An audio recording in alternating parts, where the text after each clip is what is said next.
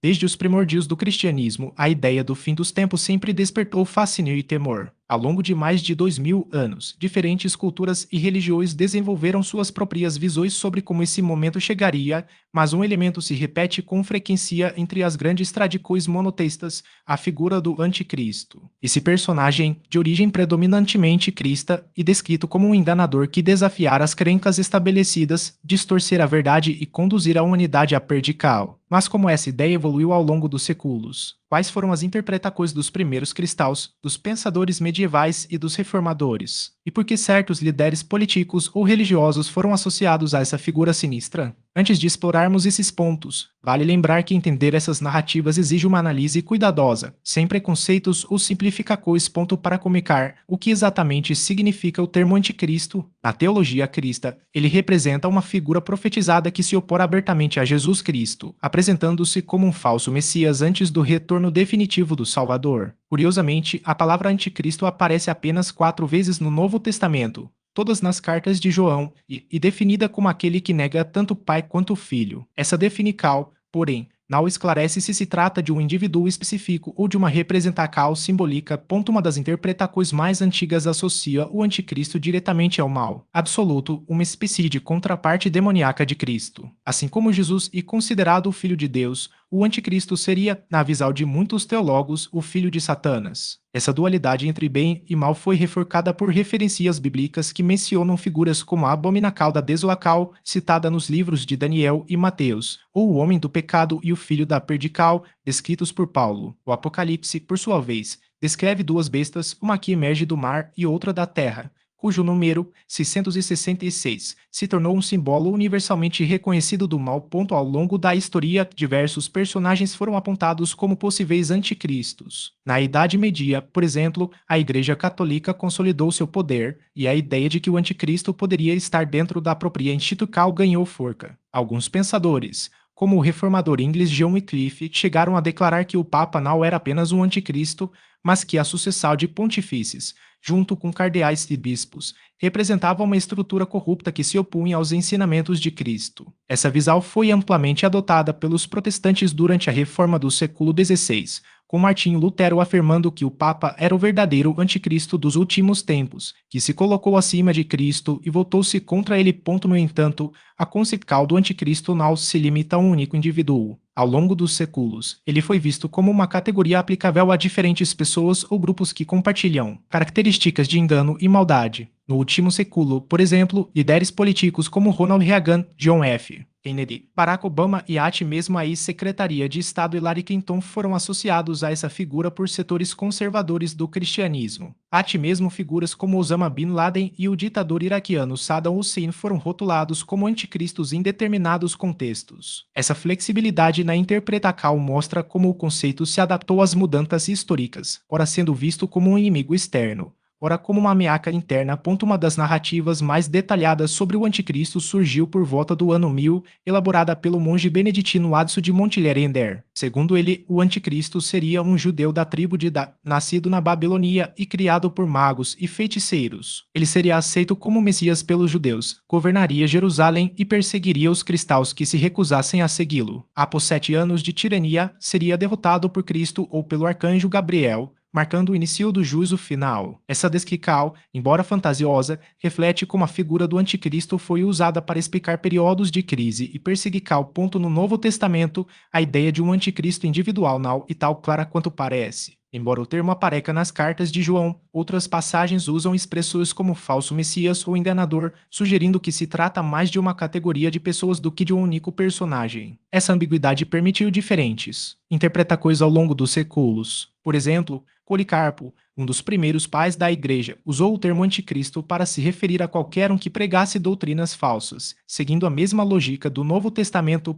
Outro aspecto fascinante é a relação entre o anticristo e o número 666. No Apocalipse, esse número é associado à besta e ao longo da história, estudiosos tentaram decifrar seu significado oculto. Alguns propuseram que ele representaria nomes como Teitã ou Evan II, enquanto outros sugeriram que se referia ao Império Romano, já que a palavra latino poderia ser convertida numericamente em 666. Tertuliano, um dos primeiros teólogos cristãos, acreditava que o Império Romano era a forca que impedia a chegada do Anticristo e que sua queda abriria caminho para o surgimento dessa figura maligna.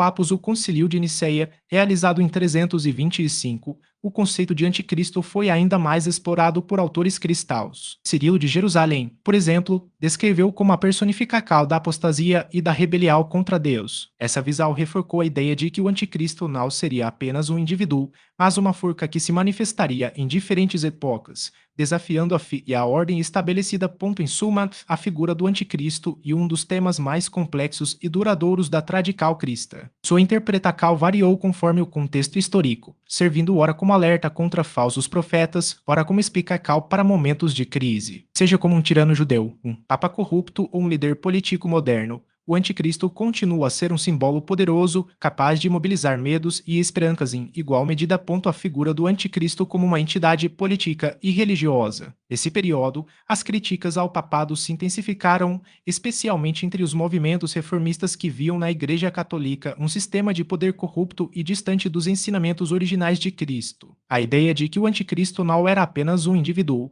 mas uma instituição consolidada, ganhou forca, refletindo as tensões entre a autoridade espiritual e o poder temporal. As acusações contra o papado mal se limitavam a disputas teológicas, mas também se inseriam em um contexto mais amplo de conflitos políticos e sociais. Por exemplo, a centralização do poder papal, com a afirmação de sua supremacia sobre reis e imperadores, gerou resistência em diversas esferas. A declaração de Bonifácio VIII, que se autoproclamava vigário de Cristo e superior a qualquer autoridade terrena, foi interpretada por muitos como uma usurpação do papel exclusivo de Jesus à frente da Igreja. Essa postura reforçou a percepção de que o papado havia se desviado de sua missão espiritual, tornando-se um instrumento de dominação e controle. Dentro da própria Igreja Católica, vozes dissidentes também emergiram, questionando a legitimidade de certas figuras. Os franciscanos espirituais, por exemplo, viam no imperador Frederico II um possível anticristo positivo, um agente de purificação, que, ao desafiar a riqueza e a corrupção do clero, poderia restaurar a pureza da fé. Essa visão, embora minoritária, demonstrava como o conceito de anticristo era flexível, podendo ser aplicado tanto a inimigos externos quanto a figuras internas que ameaçavam a ordem estabelecida. Com a reforma protestante, a identificação do papado como anticristo deixou de ser uma crítica isolada para se tornar um dos pilares do pensamento reformista. Líderes como John Wycliffe, Martinho Lutero, João Calvino e Thomas Cranmer argumentavam que a Igreja havia mergulhado em uma grande apostasia, distanciando-se dos princípios do cristianismo primitivo. Para eles, o sistema papal não representava apenas um desvio doutrinário, mas uma negação sistemática dos ensinamentos de Cristo. Lutero, em particular, foi enfático ao afirmar que o anticristo não era um indivíduo futuro, mas uma realidade presente, encarnada na instituição que, segundo ele, havia corrompido a mensagem evangélica. A Contra-Reforma, por sua vez, buscou responder a essas acusações com uma reinterpretação das profecias bíblicas. Os jesuítas, em especial, promoveram duas correntes principais, o preterismo e o futurismo. O preterismo defendia que as profecias sobre o anticristo já haviam se cumprido no passado, muitas vezes associadas a figuras históricas como Nero ou outros imperadores romanos. Já o futurismo sustentava que tais eventos ainda estavam por vir, desvinculando o papado de qualquer relação com o anticristo. Essas abordagens serviram como estratégia para neutralizar as críticas protestantes, ao mesmo tempo em que reafirmavam a autoridade da Igreja Católica como a única intérprete legítima das Escrituras. A oposição ao papado, no entanto, não se limitou ao campo teológico. Movimentos políticos e sociais também se apropriaram da figura do anticristo para justificar revoltas e questionar estruturas de poder. Na Inglaterra, por exemplo, a ruptura com Roma foi acompanhada de uma intensa campanha de deslegitimação do papado, retratado como uma forca maligna que oprimia a liberdade religiosa. Na França, durante as guerras de religião, tanto católicos quanto protestantes se acusaram mutuamente de serem agentes do anticristo, refletindo a polarização extrema da época. Ao longo dos séculos, o anticristo deixou de ser apenas um símbolo escatológico para se tornar um instrumento de crítica social e política. Sua imagem foi moldada pelas circunstâncias históricas, servindo ora como advertência contra a corrupção, ora como justificativa para reformas ou revoluções. Mesmo em contextos modernos, a figura persiste como um espelho das tensões entre poder e moralidade, demonstrando sua capacidade de se adaptar a novos desafios e interpretar figuras como o Imperador Nero e Napoleão Bonaparte exemplificam como o anticristo foi associado a líderes que, em momentos críticos, encarnaram a oposição ao cristianismo ou à ordem moral estabelecida. Essa tendência de vincular o anticristo a figuras históricas concretas revela um padrão recorrente, a necessidade de personificar o mal em um indivíduo ou instituição como forma de compreender crises sociais, guerras ou perseguições. No entanto, a identificação não se limita a governantes ou conquistadores. Teólogos e pensadores também apontaram para papas, hereges e até mesmo sistemas filosóficos como manifestações da besta, demonstrando que a figura do anticristo transcende o indivíduo e se estende a estruturas de poder que desafiam os valores cristãos.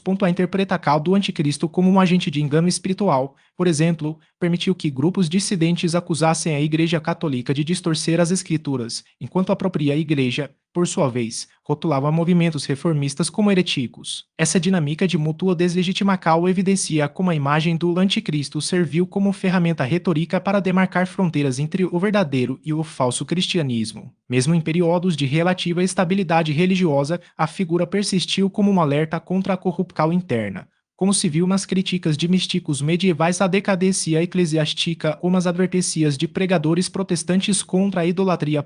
No século XX, o anticristo deixou de ser apenas um conceito teológico para se tornar também um símbolo cultural, explorado em obras literárias, filmes e teorias conspiratórias. Autores como C.S. Lewis, em Cartas do Diabo a seu Aprendiz, inverteram a perspectiva ao retratar o mal como uma forca, sutil e cotidiana, enquanto produções cinematográficas como Bebe de Rosemary ou A Profecia associaram a figura a rituais ocultistas e governos totalitários. Essa expansão para além do campo religioso reflete uma mudança na percepção do mal. Se antes ele era visto como uma ameaça externa e escatológica, hoje é frequentemente interpretado como uma presença difusa, capaz de se infiltrar em instituições, tecnologias e até mesmo na psique humana. Contudo, a essência do anticristo permanece ligada à ideia de negação, seja como um líder político que persegue os fiéis, um sistema que corrompe a fé ou uma filosofia que questiona a divindade de Cristo, sua função primordial e desafiar os fundamentos do cristianismo. Essa negação, porém, não é apenas destrutiva. Ela também serve como um teste para a resiliência da fé. Ao longo da história, cada geração que identificou o anticristo em seu tempo reafirmou, por contraste, os valores que considerava inegociáveis. Assim, a figura se torna um espelho não apenas do medo, mas também da resistência humana diante das forças que ameaçam desestabilizar o sentido de ordem e transcendência. Ao longo dos séculos, figuras históricas como Nero e Napoleão foram apontadas como possíveis encarnações do anticristo, mas não foram as únicas. Líderes conhecidos por sua crueldade, como o imperador Calígula ou o arquiteto do Terceiro Reich, também foram associados a essa figura sombria. No entanto, surge a pergunta: por que essa necessidade de atribuir uma identidade concreta ao anticristo? A resposta revela muito sobre como diferentes culturas e épocas projetam seus medos e anseios em um símbolo universal. A origem étnica do anticristo, por exemplo, tem sido objeto de especulações e interpretações entre estudiosos e ideólogos. Alguns defendem que ele deve ser de ascendência judaica, pois só assim poderia ser aceito como um falso Messias pelo povo de Israel. Outros, baseando-se em passagens bíblicas, sugerem que ele poderia pertencer à tribo de Dá, frequentemente associada à serpente e a Traical nas Escrituras. Contudo, as Escrituras não oferecem uma resposta definitiva, o que abre espaço para múltiplas leituras, muitas delas influenciadas por contextos históricos e análises proféticas. A Igreja Católica, por sua vez, adota uma postura cautelosa em relação à figura do anticristo. Para ela, não é possível determinar uma data específica para sua chegada, mas a instituição reconhece que enfrentará provações antes do retorno de Cristo. A mais grave delas seria o mistério da iniquidade, uma grande apostasia em que os cristãos seriam seduzidos por soluções aparentes para seus problemas, abandonando a fé em troca de falsas promessas. Nesse cenário, o anticristo se apresentaria como um Messias enganador, oferecendo à humanidade a ilusão de autossuficiência e glória em oposição à adoração a Deus e a Jesus Cristo.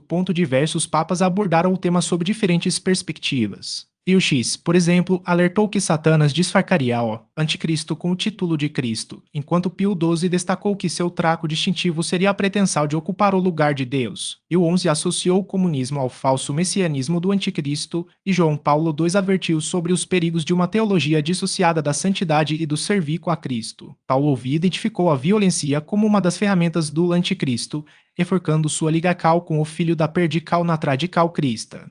Já o Papa Francisco tem enfatizado que afinal deve se transformar em ideologia, relacionando o espírito do anticristo àqueles que distorcem o verdadeiro significado do evangelho. Na tradical judaica, o conceito de um falso Messias também existe, embora com nuances distintas. O Antigo Testamento já alertava contra os falsos profetas, e em algumas correntes escatológicas judaicas surge a figura de Armilus, um ser antimesiânico. Segundo textos medievais, Armilus seria algum ser nascido de Satanás e de uma estatua, identificado como o Deus ou Messias dos cristãos, estabelecendo assim um paralelo com a figura de Jesus. Descrita como uma criatura monstruosa com deformidades físicas, Armilus estaria associado a Gog, outra entidade apocalíptica. Sua derrota viria pelas mãos do verdadeiro Messias judeu, marcando a vitória final na era messiânica. No islamismo, o anticristo e conhecido como Al-Masih Dajjal ou simplesmente Dajjal, o falso Messias. Embora não seja mencionado diretamente no Alcorão, sua figura aparece nos hadices, os relatos sobre a vida do profeta Mahomé. Dajjal é descrito como um ser maligno que surgira nos últimos dias, antes do juízo final após a chegada do Mahdi, o redentor islâmico. Com um olho cego e saliente, semelhante a uma uva, ele realizara falsos milagres, como curar enfermos e ressuscitar mortos com a ajuda de demônios. Seu objetivo seria enganar a humanidade, atraindo seguidores entre magos, incrédulos e, segundo algumas tradições, principalmente entre os judeus. A derrota de Dajjal ocorrerá na Síria, durante a segunda vinda de Jesus Isa, que o destruirá no Passo de Afik,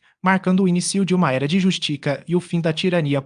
Friedrich Nietzsche, em sua obra O Anticristo, oferece uma visão radicalmente distinta da figura. Para o filósofo alemão, o cristianismo é uma religião que, em sua essência, promove a fraqueza, a submissão e a negação da vida. Nietzsche critica a moral cristã por inverter os valores naturais, exaltando a humildade, o sofrimento e a pobreza em detrimento da força, da vitalidade e do poder. Em sua perspectiva, o anticristo não é um ser sobrenatural destinado a destruir o mundo, mas um símbolo de oposição à moral cristã. Ele representa a rejeição aos valores que Nietzsche considerava debilitantes, propondo em seu lugar uma ética baseada na afirmação da vida e na vontade de poder. Assim, o anticristo nietzschiano seria uma força libertadora, capaz de romper as correntes da moral tradicional e permitir ao ser humano alcançar sua plenitude.